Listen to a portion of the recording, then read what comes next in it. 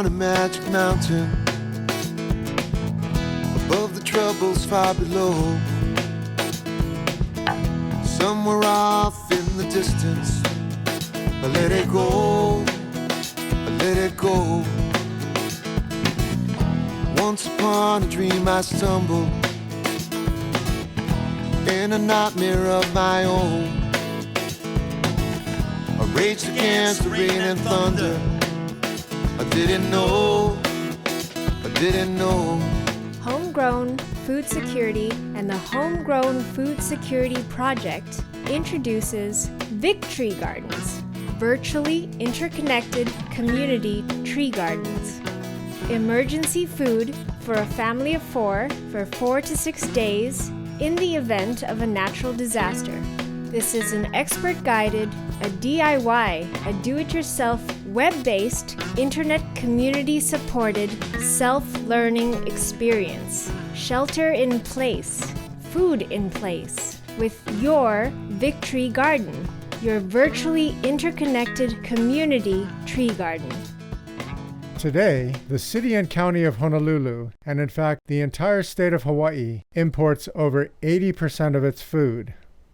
But in truth, that figure is closer to 95%, because the production of food that is grown here is almost entirely dependent upon imported fuel, imported fertilizer, imported chemicals. We are highly dependent upon a global distribution system that brings us our food and the means to grow food from faraway places. We are on tenuous life support, and climate change raises the stakes. This extreme dependency does not become obvious until an event strikes that interrupts the flow of goods in the global supply chain. We know such events are both natural and man-made. Welcome to the garden. Here's our little papaya tree, and I just wanted to show it to you because in this garden there are so many different kinds of plants, and they're all growing really close together in this 10 by 25 plot right outside the kitchen. And in a state of emergency, we would have food for about 4 days maybe, right here. Prior to Western European contact, Hawaiians had abundant agricultural systems that were completely independent of imports. Homes and villages were surrounded by food forests that provided ample food within walking distance. This still remains true in many of our insular and territorial communities. We can learn from these traditional systems developed over countless generations. As Dr. Failau Tusi Avengaleo, a traditional leader of Samoa, says, resilient communities are ones that learn from the past, design the lessons into the present, and pass them on to the future. I just wanted to reiterate that this is a 10 by 25 foot plot and that every single family dwelling in Honolulu could have something just like this. This little section has a lot of endemic plants. There's the la'i, the ava, the hau back there. There's a little ohia tree that's waiting to go in the ground, and the uala and the olena right here in the corner. There's endemic ferns behind me. And if you look closely, you'll see that this looks like a forest floor. It might look like chaos to the untrained eye, but this is actually a collaboration between humans and what naturally occurs in the forest. Wow, has it really been a year since we've been at this garden? Look how much has grown. The pigeon pea has exploded in this space, and this is the la'i that I showed you last time. It's almost as tall as I am. The olena, we're doing really well here. Come around the side and see how this little citrus tree that came up all on its own. We're going to be grafting that one with a variety of different citrus types. We have lemons and oranges on the same tree. Sweet potatoes are blooming. So beautiful. actually harvest some. They're crawled out of the garden. And the collard greens, all of this understory is looking really nice and healthy. The collard greens here are creeping out of the forest and reaching for the sunlight. Indigenous practitioners of agroforestry have a deep knowledge and capacity to relate to the natural world.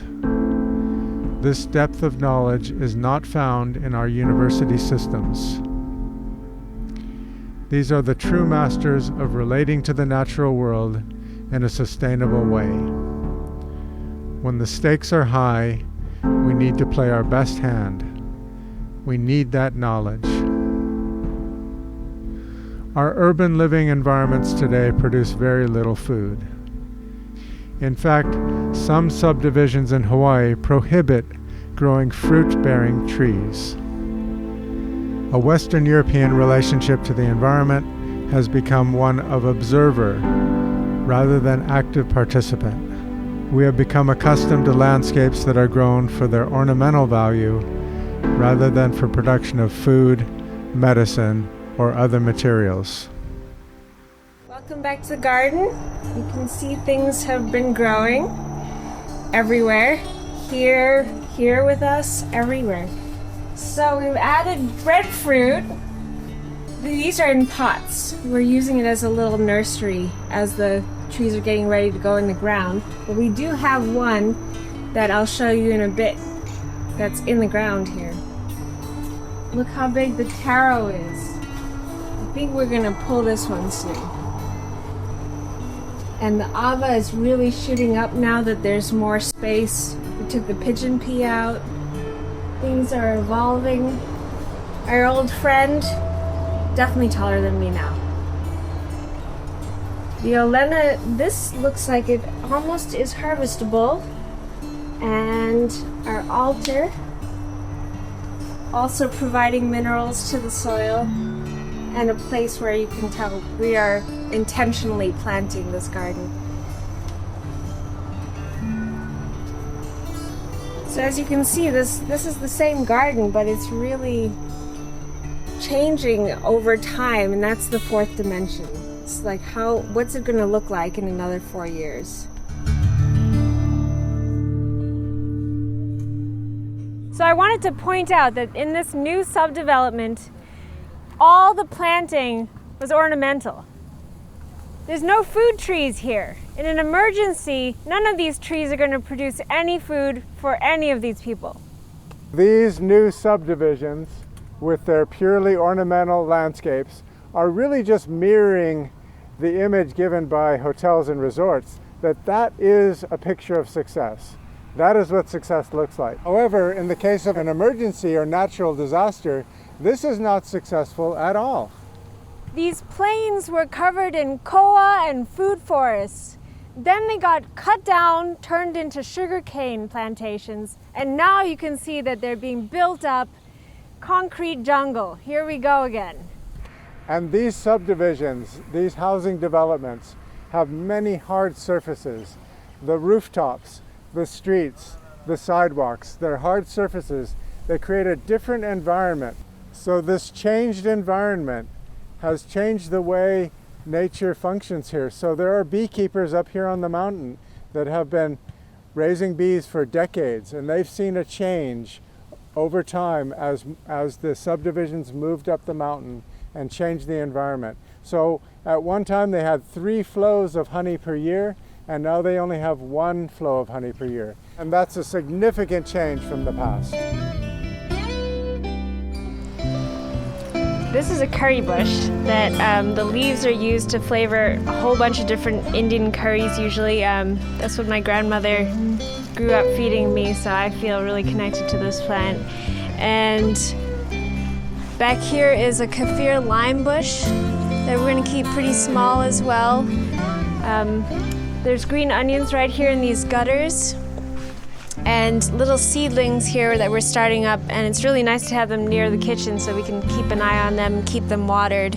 Papaya seedlings and pigeon pea seedlings, and we've got some rosemary here, another pigeon pea, some Jamaican mint.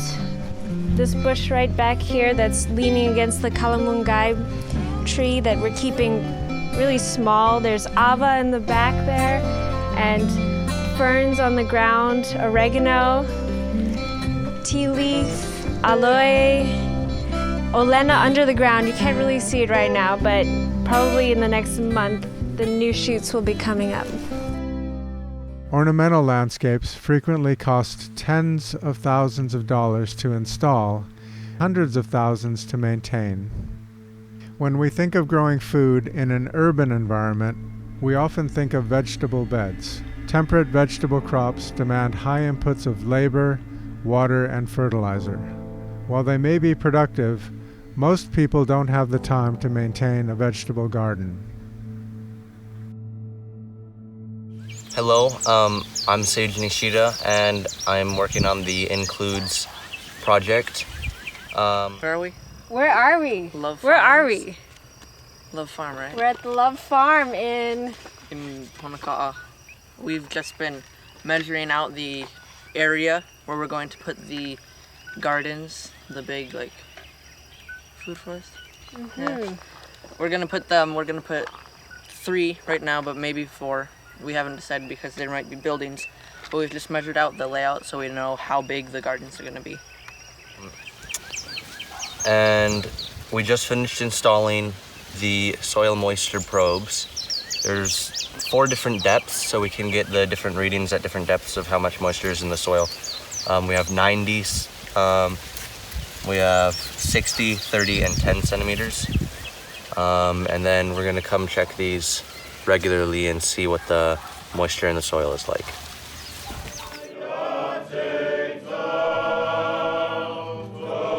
We learned some interesting lessons about localized food supply during the 2009 tsunami disaster in Samoa.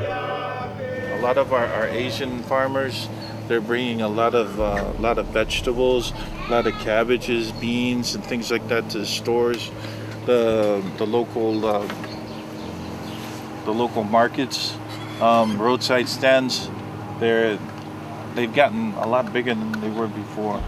As in Tutuila, we found agroforesters, farmers, and permaculturalists taking advantage of the natural landscape and their homegrown food forests to feed the population during the first critical 96 hours. It should be obvious, the greater the local and regional food capacity, the lower the burden on emergency services will be. Homegrown food forests create capacity to feed families and communities independent of the risks to commercial food production and distribution systems. An area as small as 1/10 of an acre can produce a significant source of food with moderate maintenance requirements once established. This creates baseline self-sufficiency in times of need, as well as for everyday subsistence. Hey everybody, we're back at the garden and we're here to see what time has done to it, the 4th dimension. So, the tall la'i, it's getting big. And back over here, my little Apu is with me. So there's one thing we hadn't mentioned before about this our altar here. When we built this altar, we built them with stones from the ocean with coral deposits on the surfaces, as you can see. And as the water travels over them, it washes all the minerals into the earth over time. So this is the high point of this 10 by 25 garden. And we're slowly adding the minerals back into the soil. He sometimes likes to help me mulch. He likes to break the tea leaves off and we put them under the plants. As you can see there, piles of the leaves, trying to keep all the moisture in here. It's been really dry. He loves the pigeon peas. Yeah.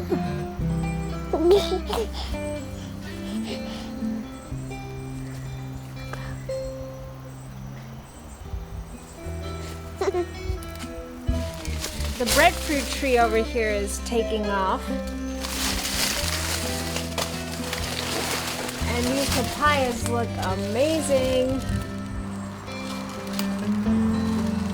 Look, pretty nice, huh?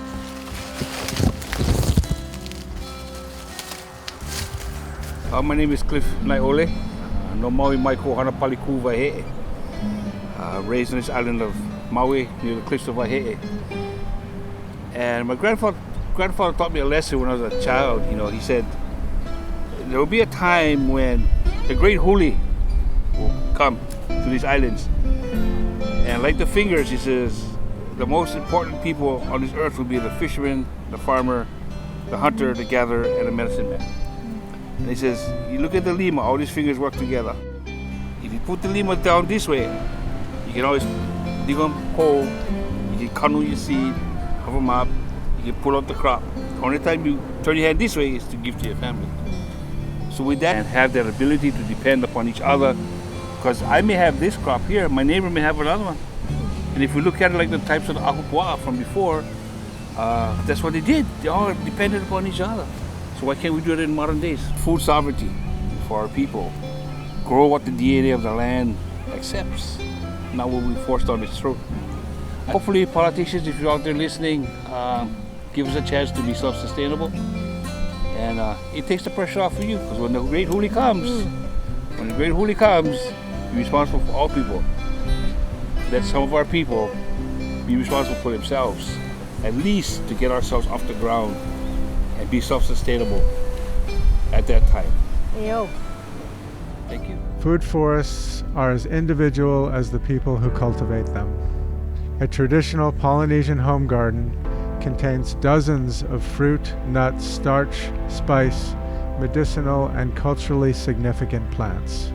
Perennial leaf vegetables and culinary herbs can be maintained as shrubs and hedges, and some are quite attractive.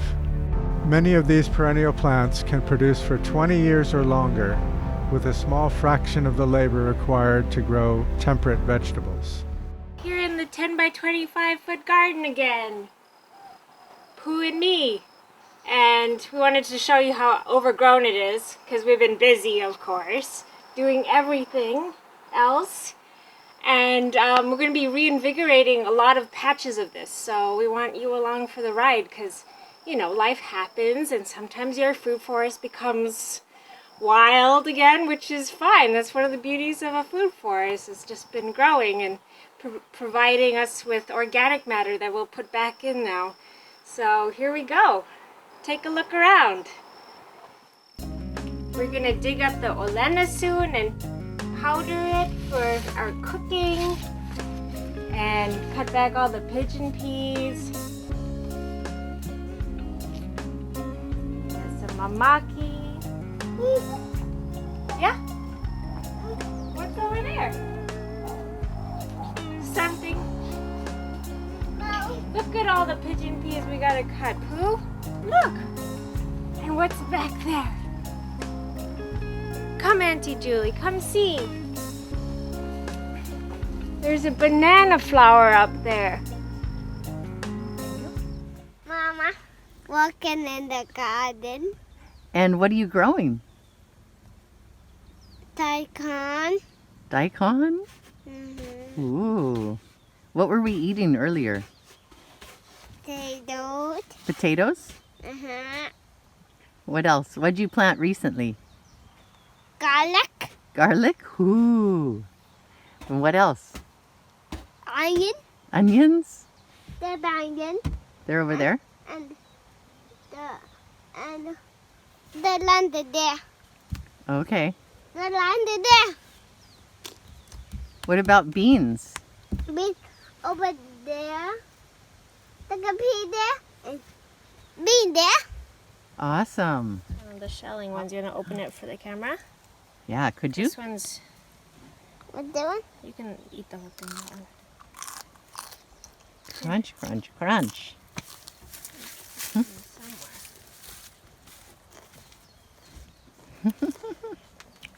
Good?